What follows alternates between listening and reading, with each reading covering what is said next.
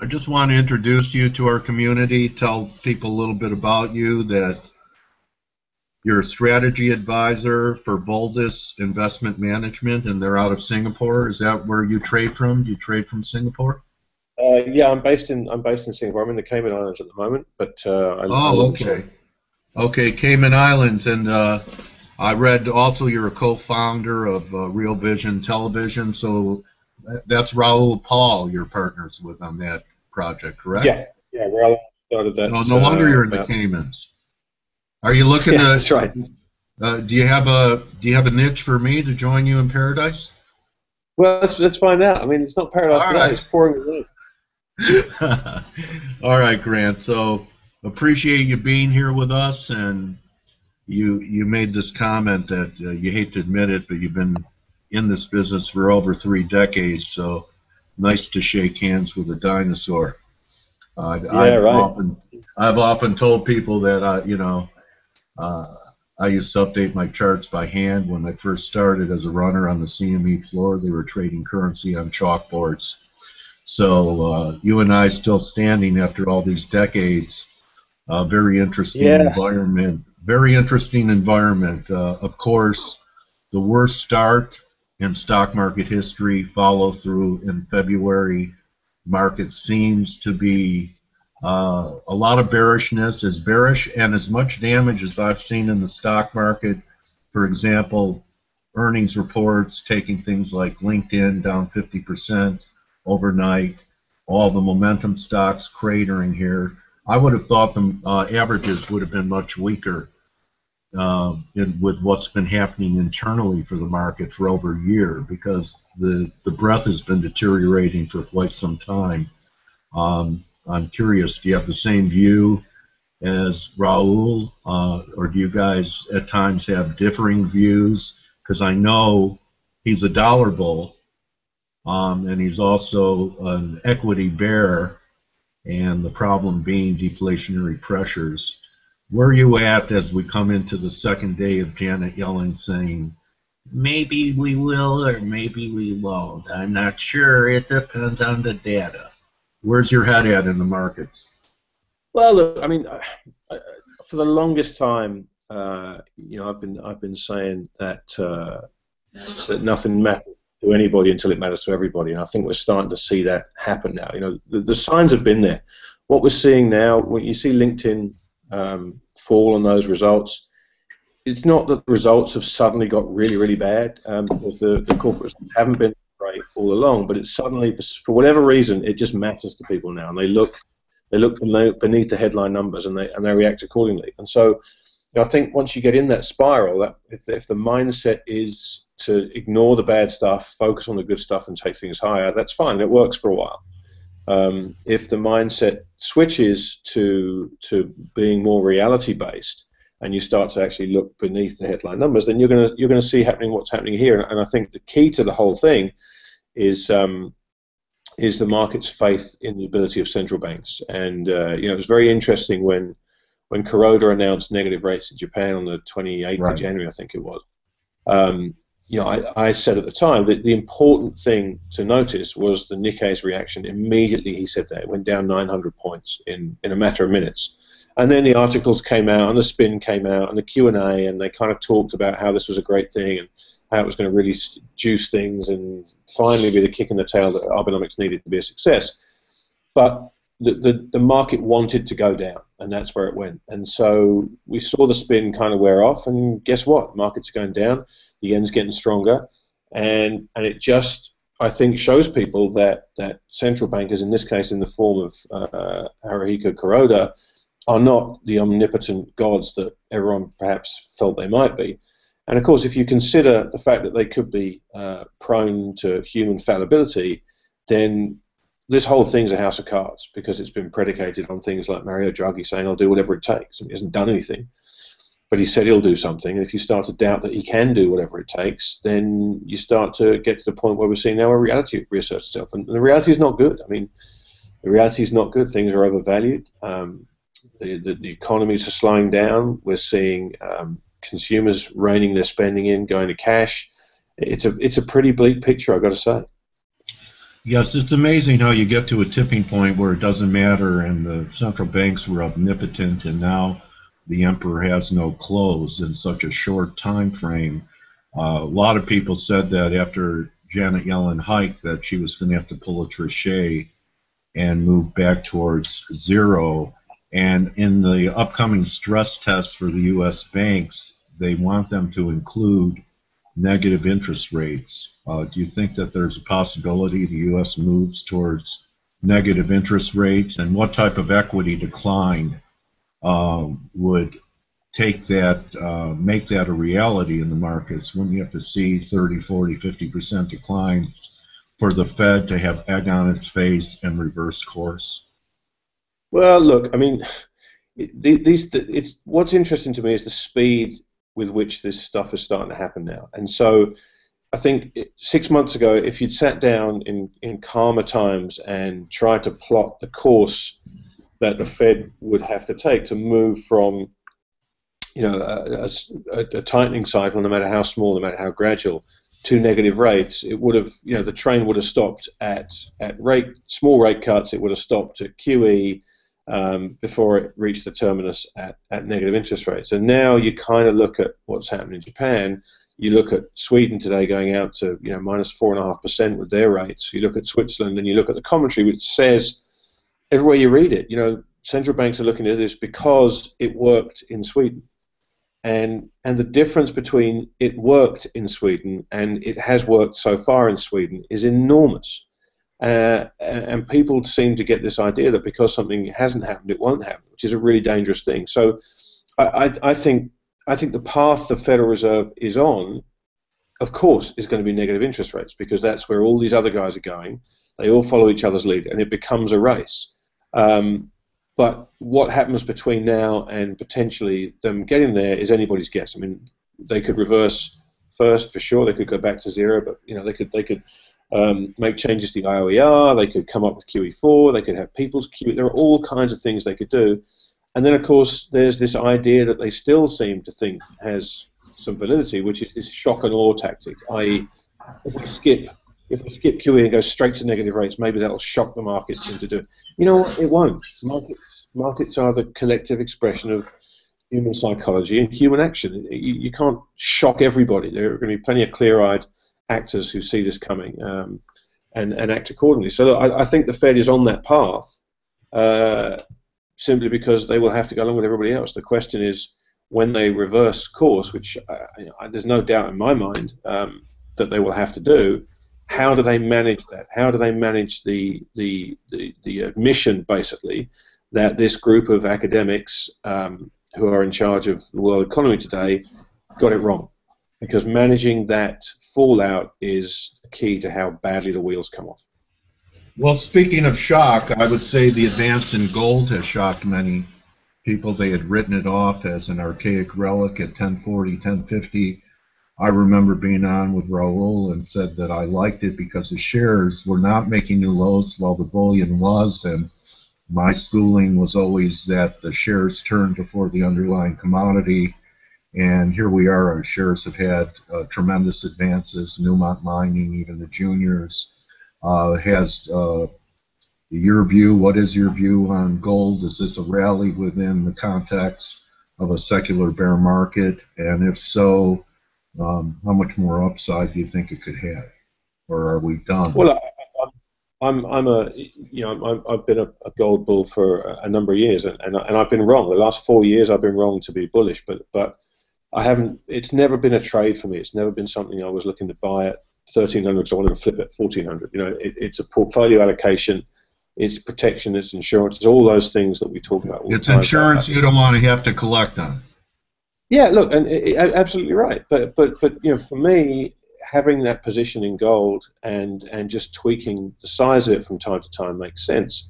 And I struggle with this concept that people seem to have.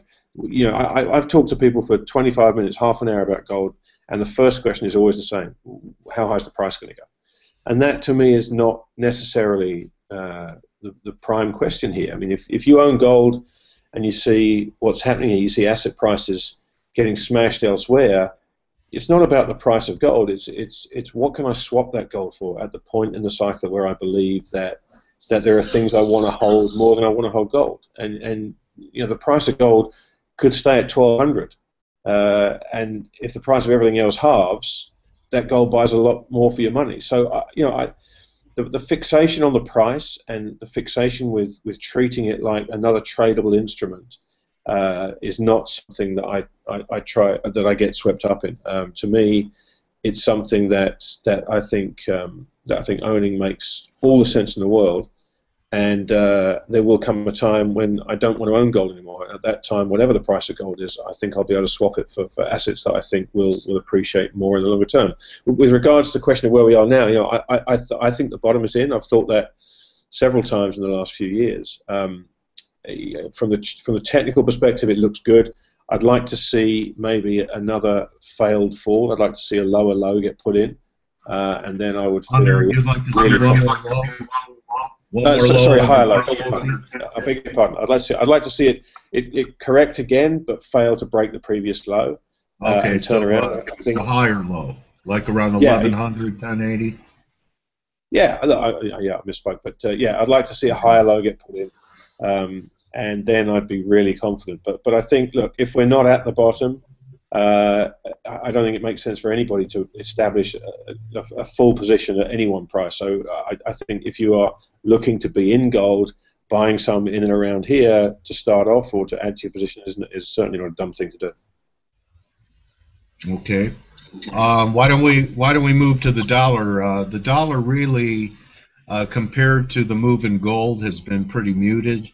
We've gotten they've cleaned out a lot of bearers in the euro over 109.80, 110.60. Do you still view the dollar as being in a bull market, and this too is a bear market rally in the context of a secular bull market in the dollar? Yeah, look, the jury's out on this, and you know, Raoul is unequivocal, as you said. You know, he believes the dollar goes a lot higher. I think it probably goes higher, but I think that I don't think it goes as high as Raoul thinks, perhaps. And I know for one thing that at some point it will actively be stopped going higher because it's creating so many problems. And if you look at the long-term chart of the dollar, you'll see we've had two previous super spikes back in the 80s and the mid-90s. Each one of them peaked and reversed straight away. I mean, these strong dollar bull markets don't go up and then go sideways. They go up and they turn and go straight back down again. It took a Plaza Accord in the 80s to do it. And if you look at the chart in the 90s, you'll see a similar pattern. And I think the pattern will repeat here. The question is, from what point does it fall? But if you think about the context of every question that you have to kind of ask yourself in markets in recent times, it really is, what do the central banks want here? And no matter what the talk is of a stronger dollar and how important it is to the Fed, they've said that all along. At some point, and we're seeing it now with the corporate profit numbers in the S&P, 40% of which are earned overseas, we're starting to see it hurt. And in an economy that is teetering on the edge of recession, if it's not already in recession, I think certainly it's fairly clear they're in a profits recession. At some point, it's going to be actively looked at to try and stop this dollar rally. So it could go higher, it could go materially higher in the short term, but it's going to have all kinds of forces at some point against it looking to move it lower, and they've proven in the past that once they put their backs behind it and they put their minds to it, they can do that. So I think it's going to go higher. I don't think it's going to go up another 30-40%. Okay, so you bring up the mid-80s, which reminds me of the Plaza Accord. Are you looking for a Plaza Accord 2.0? No, I think that's ultimately what it might take. If we continue to see all these other currencies moving to negative rates, then yes, of course, the dollar is going to go stronger. The question is, I mean, there's two ways to look at this. If the Fed reverse course and cut rates again and start talking about QE4, start talking about negative rates, the dollar is absolutely overbought and it will correct. However, it's always going to be the cleanest dirty shirt, the best house in the bad neighborhood, whichever one of those metaphors you want to use. Always is a long time. Always is a long time, isn't it, Grant? Okay. Yeah, look, fair point. But let's confine always to the era of fiat currencies. Then, in a world of fiat, the dollar is going to be the cleanest dirty shirt. It's as simple as that. And if they're all at negative interest rates and they leave it too long with a strong dollar, no matter what they do, it's going to be hard for them to engineer that move lower, simply because the alternatives, not including gold in this, the fiat alternatives don't make sense to anybody. Okay. I have a theory about markets. You're a veteran. And my theory is that markets will take out as many participants as possible before the move they're looking for happens, then most likely without them because they're broke or they're despondent and they no longer can believe in that scenario. I just have a feeling, with all the extreme bearishness and pessimism now, that there might be a possibility of the averages, which have held up quite well in the U.S., being able to eke out one more marginal new high while people are liquidating down here. We get back above the old highs and people will have the all clear signal, and then they pull the plug out. Are you seeing anything? Very few people think there's a chance for another new high in the S&Ps or the Dow. Investor sentiment was bearish before the break this year, extremely bearish. And with guys like Dalio and very well-respected people, Icon, talking about this being a dangerous market, is there anything you're seeing that could support my view of one more hurrah in equities? Well, I take your point about markets trying to cause maximum pain for sure, but I don't see new highs getting made. I really don't. I mean, I just don't see what the impetus would be. I think we're going to get some big bounces around here. You always see that in these bear markets. You see some very, very sharp rallies. In fact, I think something like 7 of the top 8 one-day moves in the history of the Dow and the S&P have all come in the middle of major bear markets. But I don't see that sustainable. I think we've gone from buy the dips to sell the rallies now. I think that mindset has shifted. And I think we need to find a clearing price. And it's hard to say how far they're going to let this thing go before they feel like they have to step in and do something. And unfortunately, they always feel like they have to step in and do something. I don't know what that will look like, but I just don't see new highs getting made before we get a bottom put in much lower than this. Okay, that's what makes, definitely that's what makes markets. You bring up, we need a clearing price. What do you think would be the clearing price for crude oil, which has been one of the major factors for the high yield market being under pressure, MLPs, spreading? Really, the fracking revolution was one of the bigger contributors to the recovery here in the U.S. vis-a-vis good jobs and employment. What do you think it's going to take to have a clearing price in crude oil? Well, I think, look, crude's done the bulk of its big move. Less focused on crude now. Is the bottom $27? Is the bottom $20? I mean, as a percentage move from here, it's still potentially a big one. But I think the move was so sharp that it's caught a lot of people out, and I think the damage has really been done. I'm looking for the supply demand dynamics to stabilize. I mean, I don't want to get into shorting oil down here. I don't think it's going to go up again anytime soon. We may get a correction of the dollar, which might move it higher. But between $20 and $35, there's too much noise and too much volatility for me to play. If it got down to the low 20s, I'd feel comfortable buying it, because I think over the long term, inevitably it's going to go up, if only for inflation reasons, because that's what all these guys are going to continue to try and generate. But it's not so interesting to me in here, because it's just too noisy, and there's just too many factors pulling at it to make it to be able to establish a clear trend in this sort of $25 to $35 range. Well, the dollar's been moving basically sideways since almost a year, since last March, and actually it happened after a Fed meeting where Janet Yellen said they were concerned about dollar strength. So is it possible that part of the weakness in the crude oil market is not because of a strong dollar, but because of a weak dollar, which creates less demand for dollars in petrocurrency? Yeah, it's possible, but I think there's still plenty of demand for dollars coming out of Asia, particularly. There's an awful lot of financing being done in dollars. The demand is definitely still there. I think the crude price, as I said, it's kind of just bumping around down here without any real direction. I think if someone put a gun to your head and said you've either got to buy it or sell it here, the obvious trade is to buy it. And with the dollar, I think that's less clear. If someone held a gun to your head here and said, "Would you want to buy or sell the dollar?" I don't know. I mean, I think you get plenty of people picking both sides of that equation. I really don't know where it's going to go, and I'm looking for signs that might give me a clue. But right now, I can see both arguments, and I'm looking for another pop higher. Then I would think about maybe taking the dollar trade off the table. But for now, I would stay long of it. Okay, yeah, I have targets about 102.50 in the Dixie. I'd like to bring up what do you believe could be the outcome of 10-year yields down here around 160. I've interviewed Martin Armstrong, and last October he said the next part of the crisis was going to be a sovereign debt crisis, and there's actually no signs of a sovereign debt crisis when it comes to price of bonds. They found huge money flows into the bond market.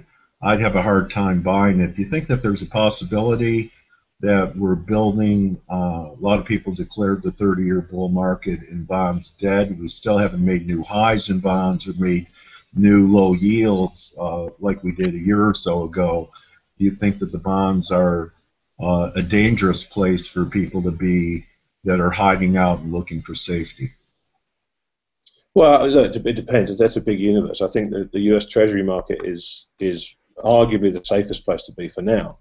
I mean, that safe haven tends to move around to all sorts of different places, but for me, I don't see anything safer than U.S. Treasuries at the moment because it's just where people will go. I think Martin's right. A sovereign debt crisis it's always the end of these things. If you go back through history, you'll see at the very end of this thing, faith in the sovereigns goes, and as we saw in '08, all the risk has been moved onto those public balance sheets. So yeah, I mean, look, if you looked at it as an accountant, then the sovereign debt crisis started in 2009 probably. It just hasn't been recognised because there are too many other things to be afraid of, and governments offer that reassuring safe haven where they promise you everything's going to be okay. And again, it comes back to this notion that once the faith in the promises of central bankers evaporates, and to me, that's where we are. We're at the point where it's starting to do that. That's when these sovereign crises occur because they are ultimately promises to repay you. And if you don't trust the sovereign, why would you hold the debt? So yeah, look, I think there will be a sovereign debt crisis. I don't know who goes first. I don't know where it starts, but it will end with the US, and so that's why, to me, you hold US Treasuries. His view is Europe first, Japan second, and then the U.S. And I'm thinking back to the mid-'80s too. After the Plaza Accord, long-term yields started to rise quite sharply. That led to the '87 dislocation, '87 crash. So it's my view that as long as the dollar's stable, U.S. Treasuries will be stable. But should that trend change or reverse, the underlying currency of the instrument is really the linchpin of confidence of whether or not governments are going to be able to issue paper at low rates. As the currency depreciates, rates will have to compensate. Don't you believe that? Yeah, but look, I mean, picture a world where the U.S. has negative rates. What is the state of the rest of the world at that point?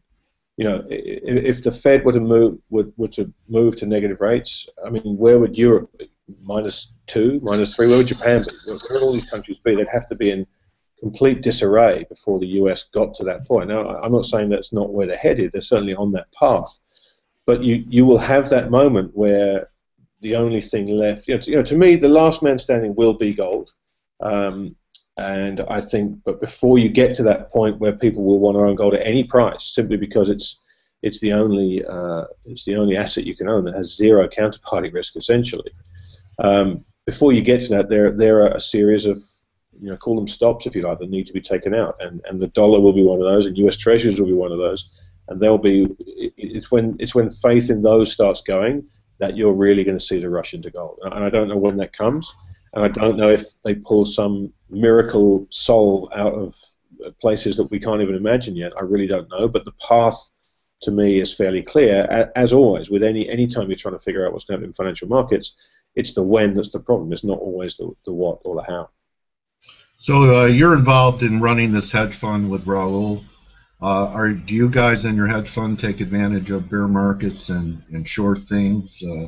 What's the disposition of what's actionable, and how's your portfolio structured in this type of environment? No, Raul and I don't run a hedge fund. The project that Raul and I work together on is really. Oh, okay. Well, you're a strategy advisor for Volpes. What kind of strategies are you executing now? So as far as that side of things is concerned, at Volpes we were moving out of markets for the last 2 years, and into real assets, into real estate, into agricultural land, into essentially things that can't be printed, and that offer a yield component that would synthesize a bond portfolio, and that's worked really, really well. And I suspect you're going to see, as these currencies really start to be depreciated, you're going to see people moving into these hard assets again. It's the gold case, but for example, real estate in Germany throws off a really good yield, which obviously gold doesn't. And agricultural land, if you grow the right crops and you sell them, there's 1, sometimes 2, sometimes 3 coupons a year when you sell the food off. So you can't eat gold. You can't eat gold. No, but you can buy avocados with it. But it's only being in equity markets because it's the easy thing to do is just abdicating responsibility, buying into unlisted private cash flow producing businesses. It's time. It's time to really invest and not just to speculate on stock markets. And the cult of the ETF has just made it so easy for people who come up with a good idea. They'll read an article in wherever, in Forbes magazine or something, and they'll decide that biotech is the next big thing. And it used to be that you'd spend a couple of months poring over all the companies in the biotech sector and working out which ones you thought were good, which ones you thought were bad, and then you'd weigh up how to structure the trade, and if you wanted to do longs versus shorts, just wanted to get long, or whatever you wanted to do.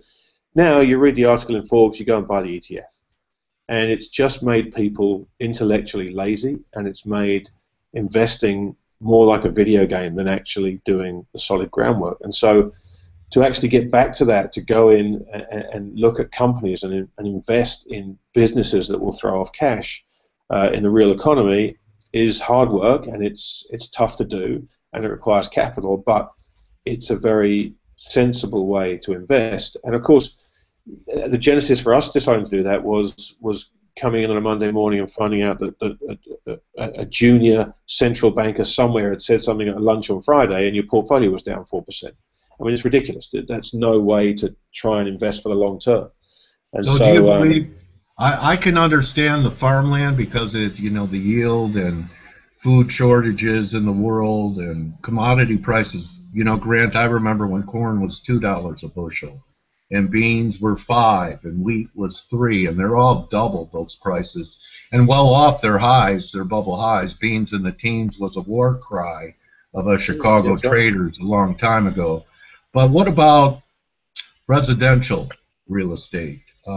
Here on the coastlines, we've actually recovered past the 07 highs. Do you think that in this deflationary environment that real estate prices could be vulnerable once again like they were in 2008 through 2010? Well, again, to me, it comes down to the coupon. And if you've bought a property that has a good rental yield, you've got a nice cushion.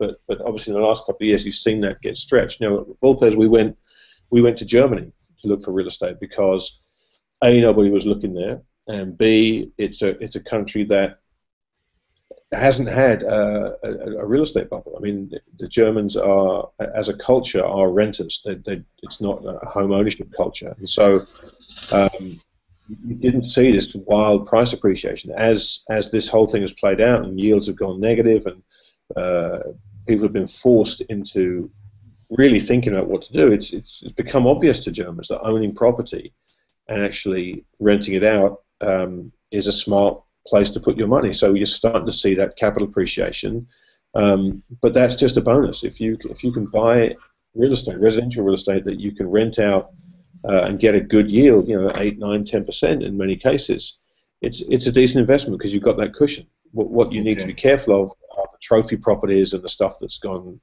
reached a point where when you rent it, in Singapore where I live, rental yields are, ridiculously low, 1%. It's why would you want to buy a multi-million dollar property that you could rent out for a 1% yield? It just doesn't make any sense. And the only reason they're there is because obviously you can borrow money at 1% from the bank, but it's not a long-term solution. Okay, well, I'd like to wrap it with this. It's been a great interview. Grant. I'm hearing myself echo. I don't know if you're in the room or not, but what do U.S. politics look to a guy in the Cayman Islands, and are you seeing U.S. citizens flocking to havens? With what I see possibly coming here down the road, I would prefer to watch it on TV. I live in San Diego. It's a beautiful place, but I would rather watch what I think may happen with social unrest, etc., in a crisis environment on television. Like maybe even watch it on Real Vision television, then watch it and be in the middle of it here in San Diego. What do you think about the fact that the politics even globally, Grant, have remind me a lot of the 30s, where you have extreme right-wing leaders and you have extreme left-wing. It reminds me a lot of the 30s. Donald Trump here in the U.S., I would, kind of a strong man, dictatorial type, and Bernie Sanders, closest thing to a communist that has ever run for president of the United States. There are countries in Europe where the right wing is really gaining strength, and we know how right Europe went in the 30s. What do you think is the outcome politically of this type of radical extreme moves to polar opposites in the world, and especially here in the U.S.? What are your views politically with the contenders that we have vying for the presidency here in the United States? Well, look, honestly, it's not a great surprise to me watching this. I've been watching this unfold through the European lens, as you've said, where this has been going on for several years now, with the rise in the UK of UKIP, for example, which is a right-wing party. It's not as far right as some would paint it. But when you watch what's happening in the US, look, I completely understand it. I totally understand where it's coming from. People are disenfranchised, they're disenchanted with the existing and incumbent in the system. And unfortunately, the alternatives they've been offered are Trump and Sanders. Now, I don't think either of them is fit to be president. However, there's a very real chance that one of them gets in. And if you think that through, from the Trump perspective, I was thinking about this the other day. Trump somehow managed to. I think if America woke up on the morning of his inauguration, there'd be a lot of people saying, whoa, wait, I voted, but I didn't think it actually counted. I was just making a point. But it would be very hard to see how Trump could perform worse than expectations.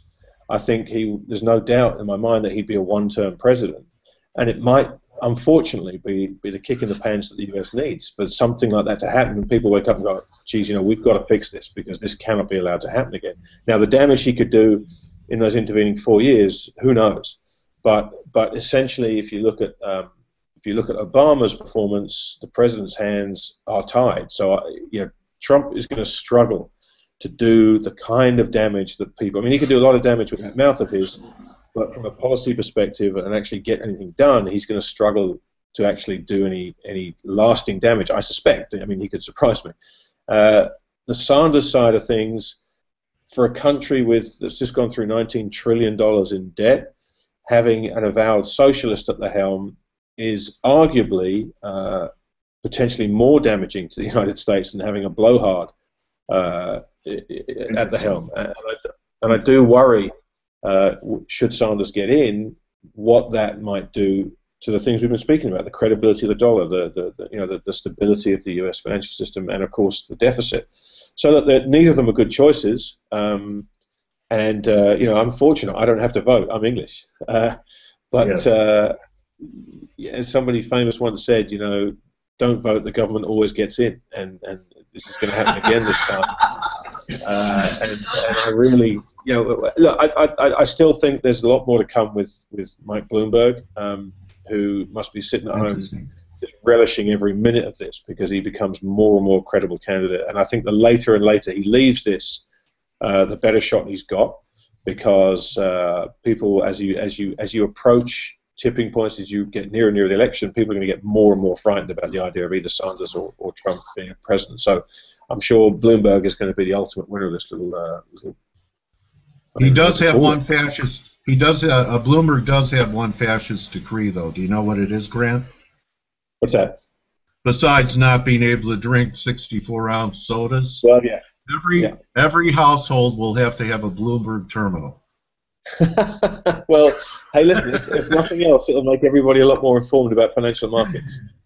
Grant, thank you so much for hanging out with us here on FX Street and sharing your views. It was, I really enjoyed our conversation today, and thank you so much for letting me grill you about all these different things that we have going on. Say hello to Raul for us, and again, I wish you a lot of success in this year of 2016, and hope to talk to you again. I know that you're probably not a trader, but I hope you're not offended. I'm going to call you my trading warrior brother. All right, I appreciate it, Dale. Thanks a lot. All right, Grant. Nice to meet you. Thank you so much, everybody. That has been Grant Williams. His Twitter handle is at TTMYGH. Any other place where people could follow your views and work besides your Twitter handle? Yeah, sure. I mean, ttmygh.com is the website. Oh, it's a website too. Okay. Well, yeah, that's the bi-monthly letter I write called Things That Make You Go Hum. And oh yeah, I forgot to bring that up.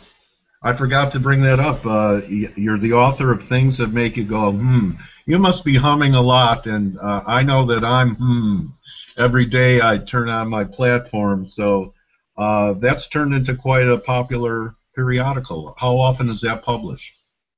So I write that every 2 weeks. That comes out, okay. And it's just a look at some of the crazy things going on and trying to figure out what it all means, which is an interesting process to sit down and try and do. Okay. Well, all I can say is, and thank you, Grant, for your time today. Thanks, Dale. Take it easy. All right.